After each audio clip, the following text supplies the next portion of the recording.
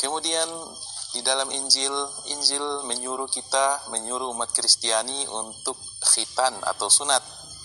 Umat Islam sunat, khitan, umat Kristen tidak.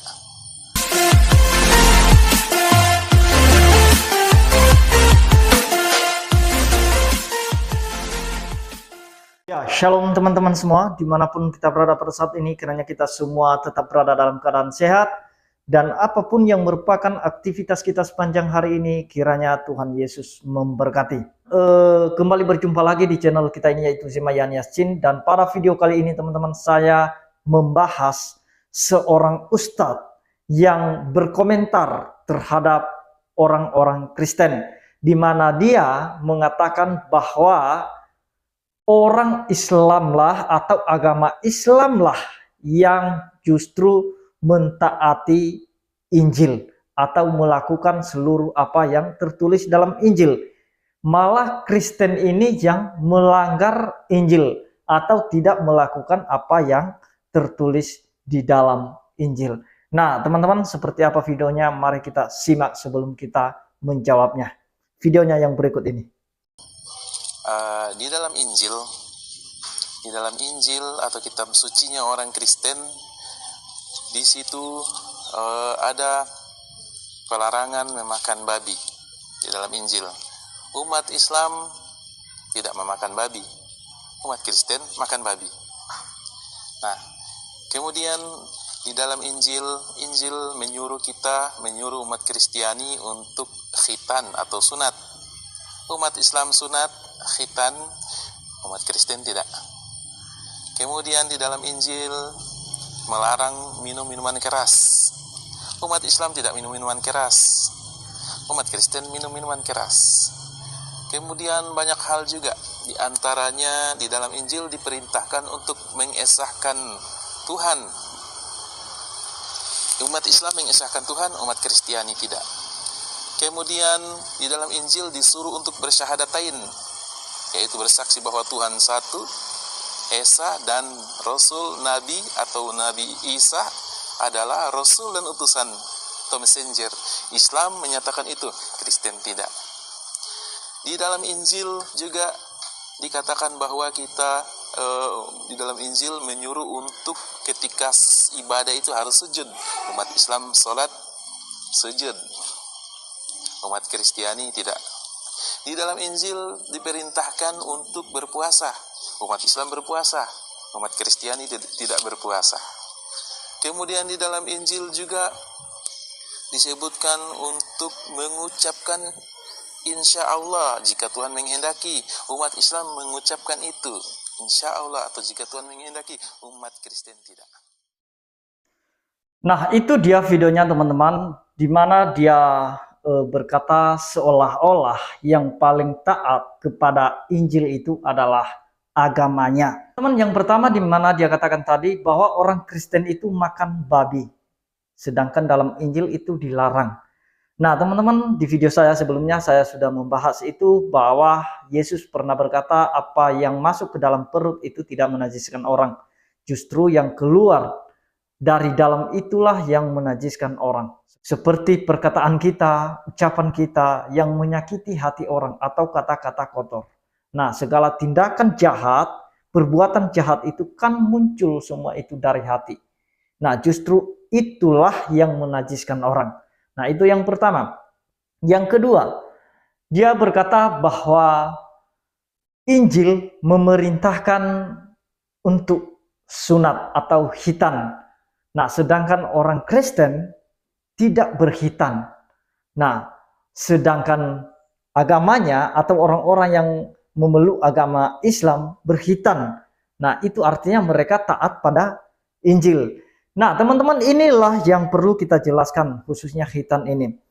Nah, kenapa orang Kristen sekarang ini tidak melakukan hal itu? Karena kita tahu bahwa awal dari sunat itu atau khitan itu dimulai dari Abraham ketika dia menghitan anaknya yang bernama Ishak setelah 8 hari. Nah, teman-teman, setelah itu sudah merupakan tradisi bagi orang-orang Yahudi.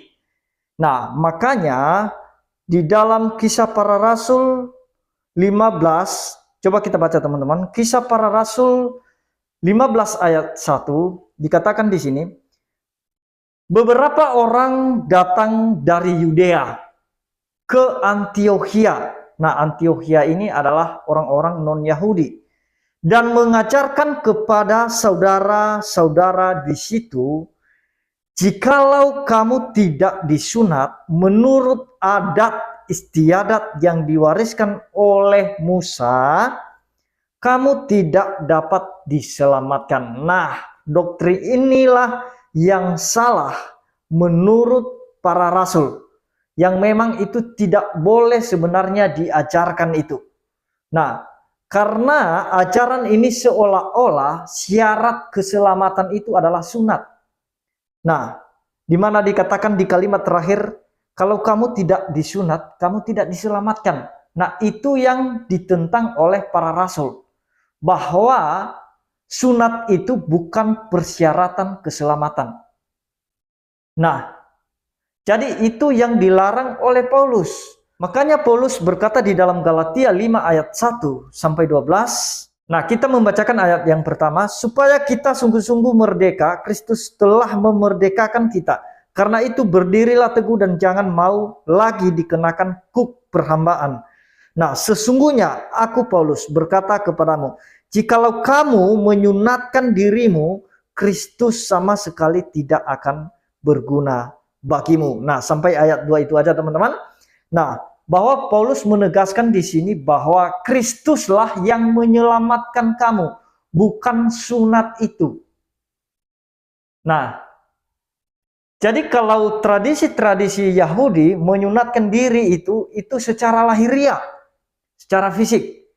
Nah, tetapi Paulus memberikan makna dari sunat itu, hatimu harus disunat. Nah, kalau perjanjian lama kan kebanyakan berbicara tentang hal-hal yang lahiriah, hal-hal yang bersifat fisik, seperti bait Allah. Nah, di perjanjian baru, bait Allah itu sekarang maknanya kepada orang Kristen, bait Allah itu dikatakan bahwa itu orang-orang percaya, kehidupan orang-orang percaya, di mana itu merupakan bait Allah. Makanya tubuh setiap orang percaya itu dikatakan bait Allah. Nah, itu makna rohaninya, bukan lagi makna secara fisik, bukan lahiriah. Nah, jadi itu dia teman-teman ya. Itulah sebabnya orang Kristen tidak perlu lagi menyunatkan diri, karena itu bukan persyaratan untuk diselamatkan atau persyaratan untuk masuk surga. Nah, seterusnya di mana dia katakan tadi bahwa orang Kristen meminum minuman keras, sedangkan di dalam Injil dilarang meminum minuman keras. Jadi mungkin ada beberapa orang Kristen yang pernah dilihat oleh Ustadz ini, itu oknum, bukan semua orang percaya. Mungkin hanya di KTP-nya aja Kristen, tapi perbuatannya bukan Kristen. Nah, karena orang Kristen yang sesungguhnya pasti menghasilkan buah. Ada buah dari perbuatannya, dari karakternya, dari tindakannya, pasti ada. Nah, dan yang seterusnya, di mana dia katakan bahwa di dalam Injil, di mana Injil itu menyuruh atau memerintahkan kita untuk sujud menyembah kepada Allah. Dan justru agama Islamlah yang melakukan itu. Mereka melakukan sholat sujud, Kristen tidak. Nah, itu perkataan Ustadz itu ya. Jadi kita tanggapi ini. Nah, sujud yang dimaksud Alkitab itu bukan sujud seperti yang dilakukan oleh saudara-saudara kita Muslim, seperti mungkin yang dilakukan oleh Ustadz ini. Tetapi bukti bahwa kita benar-benar sujud kepada Allah dalam setiap ibadah kita, ketika kita menjadi pelaku-pelaku firman, ketika kita taat pada firman, ketika kita tunduk kepada otoritas Allah, melakukan segala perintahnya, menjauhi segala apa yang Tuhan tidak mau. Nah, itu bukti bahwa hati kita benar-benar tunduk, benar-benar sujud, benar-benar merendahkan diri. Nah, itu sujud itu kan artinya merendahkan diri. Nah, jadi bukti kita merendahkan diri bukan harus mesti tubuh kita harus tunduk, tetapi hati kita merendahkan hati di hadapan Allah, tidak congkak, tidak sombong. Nah, kalau kita tidak melakukan firman Tuhan, itu artinya kita melawan Tuhan. Nah, jadi untuk apa kalau fisik kita dalam ibadah kita itu tunduk, sujud sampai lutut kita ke tanah, namun kita tidak bisa menjadi pelaku firman Tuhan, kita tidak tunduk kepada firman Tuhan, untuk apa? Ini dalam pandangan Kristen ya. Untuk apa? Kita datang ke gereja tunduk sampai kepala kita sujud ke tanah, tetapi begitu keluar dari gereja ya perbuatannya tidak ada berubah, justru makin jahat, tidak melakukan firman. Apa guna? Nah, kira-kira begitu. Jadi itu tidak terlalu penting. Yang terlalu penting itu yang begitu penting, bahkan sangat penting bagi orang Kristen, ketika dia merendahkan diri di hadapan Tuhan. Dengan cara apa? Hatinya benar-benar tunduk pada firman. Nah, itu dia teman-teman. Itulah sebabnya orang Kristen itu tidak perlu tunduk atau sujud sampai kepalanya ke tanah. Tidak lagi. Nah, yang Tuhan mau itu bukti, bukan gaya kita itu bagaimana metode kita itu beribadah, bagaimana caranya, ke kiri atau ke kanan. Yang penting itu hati kita mengarah kepada Kristus. Orang Kristen itu kiblatnya itu Kristus, bukan lagi arahnya ke Bait Allah sana, ke Israel sana, tetapi arah orang Kristen beribadah kepada arahnya Kristus, mengarah kepada Kristus. Nah, jadi itu dia teman-teman ya, yang mau saya jelaskan. Dan kemudian dia katakan tadi bahwa di dalam Injil diperintahkan untuk melakukan puasa. Nah, orang Islam berpuasa.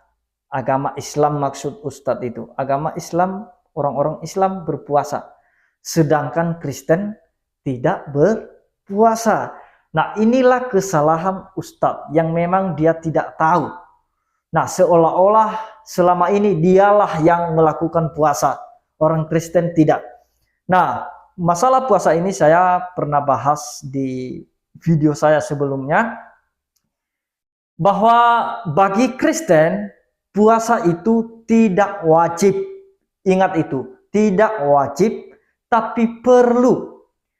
Nah, itu saya sudah jelaskan bahwa wajib dengan perlu itu berbeda. Nah, kalau wajib, ketika kita tidak melakukan kewajiban itu, maka ada konsekuensinya. Sama seperti kalau kita tidak membayar pajak sebagai kewajiban.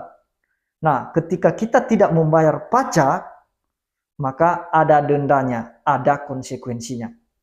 Nah, jadi puasa bagi orang Kristen bukan kewajiban, yang dimana ketika tidak melakukan puasa, ada hukumannya. Nah, tidak demikian.